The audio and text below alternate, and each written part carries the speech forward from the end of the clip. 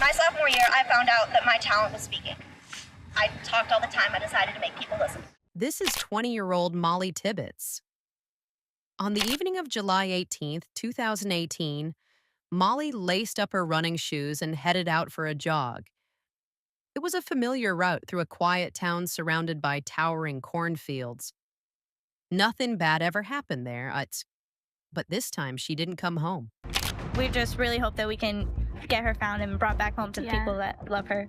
We're trying to get the word out. We want Mollie home safe. So far, we've been searching by air and foot both. By the next morning, Mollie's absence had set off alarm bells. Friends and family couldn't reach her. She never showed up for work. And soon, her quiet Iowa town became the center of a nationwide search. So listening to this, it definitely hit close home to me. This was something huge that was happening, and it could potentially happen to me. We believe that Mollie is still alive, and if someone has abducted her, we are pleading with you to please release her. What began as a simple summer evening run was about to turn into one of the most heartbreaking and closely followed cases in recent American history. Who has her? Who knows where she's at? I knew there was an answer out there. The Mollie Tibbetts missing persons case. Mollie Tibbetts. Mollie Tibbetts. Mollie Tibbetts had just finished her freshman year at the University of Iowa. She thrived as an honor student, cross-country runner, and a 3-time participant in Iowa's annual speech competition. That summer was shaping up to be one of her best. She was working at a local elementary school's day camp and loving every minute of it. She stayed late that day to close the camp, leaving around 5 p.m. Her brother picked her up and dropped her off at her boyfriend Dalton's house. Dalton was out of town, but she messaged him and then texted her mom saying she had stopped by for dinner. Before that, she went for her usual evening run. The quiet blacktop roads around Brooklyn, Iowa were familiar to her. She had run them many times. The next morning, Mollie's cousin Morgan sent her a message, but there was no reply. The two had exchanged Snapchats daily for nearly 2 years. That silence was the first red flag. By 9 a.m. on July 19th, alarm bells were ringing. Mollie hadn't shown up for work. Something completely out of character. Calls and messages went unanswered. Her phone wasn't active.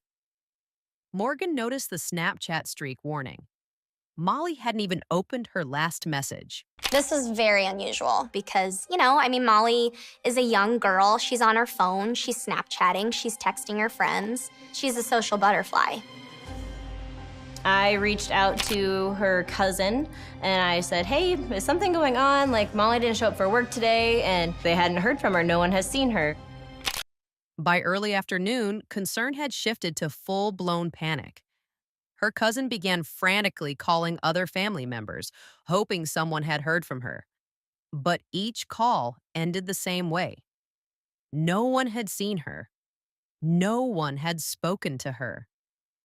I checked my phone and I saw I had a missed call from my dad. I had a missed call from my brother. I had a missed call from my Aunt Laura. And I just knew in that moment, this isn't good. Deep down, everyone knew something was terribly wrong.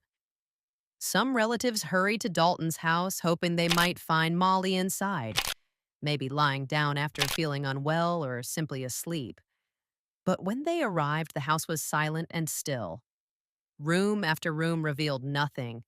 Panic was no longer just a feeling.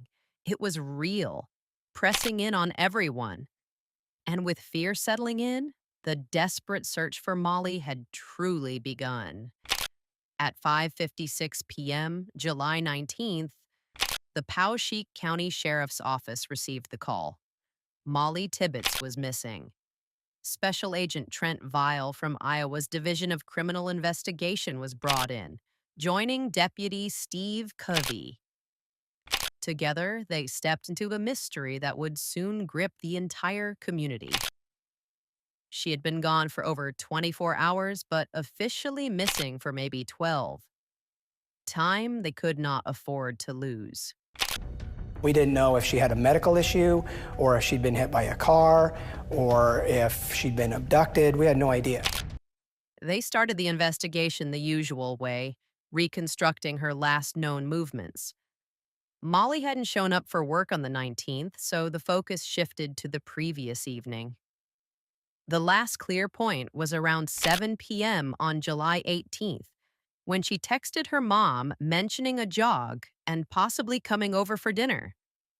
Investigators began piecing together a timeline minute by minute. She left the house and didn't come back.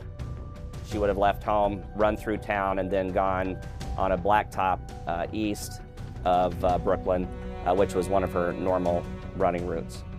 But nearly a full day had passed, and no one had heard from her. Dalton was out of town working, so Mollie had to stay there to let the dogs out. She was essentially dog sitting.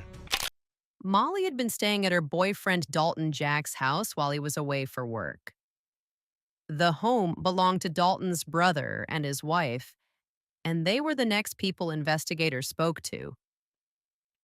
Inside, nothing suggested a break-in. There were no damaged doors, no shattered windows, no signs of a struggle. Mollie's wallet and clothes were still neatly in place, as if she had only stepped out for a moment.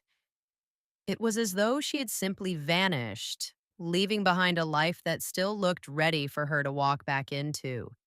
Then came their first concrete lead. Around 8 p.m. on July 18th, a local woman named Christina Stewart was driving east of town toward her family's farm. She spotted a young woman jogging along the blacktop road. As a hairdresser, she recognized Mollie instantly. She cut her hair. It was their first solid confirmation that Mollie had gone jogging that evening. But what happened after that? The road was hemmed in by walls of tall grass and corn, 8 to 10 feet high. If Mollie had been attacked or injured, finding her would be nearly impossible. 2 days after Mollie Tibbetts vanished, the small town of Brooklyn, Iowa came together like never before. Fearing the worst, a rare but chilling abduction, investigators called in the FBI.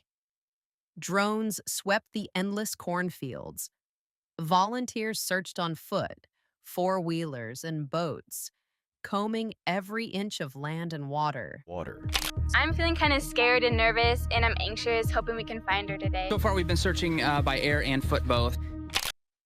Mollie's family and friends joined the search, holding tightly to hope that she would be found alive.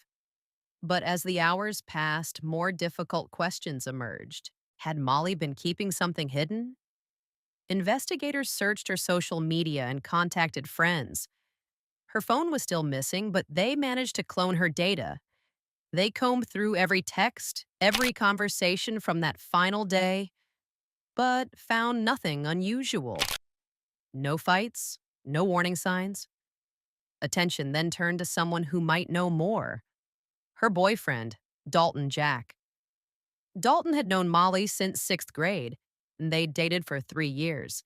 She was telling all her family members she was going to marry Dalton. She knew he was about to propose. I think Dalton treated her really well, and she felt very loved by him. He appeared calm but genuinely concerned. Investigators checked his alibi. Was Dalton Jack a suspect? Yes, he was. There was some allegations that Dalton had a brief relationship with another young woman, but ultimately Mollie had forgiven Dalton for whatever had been going on.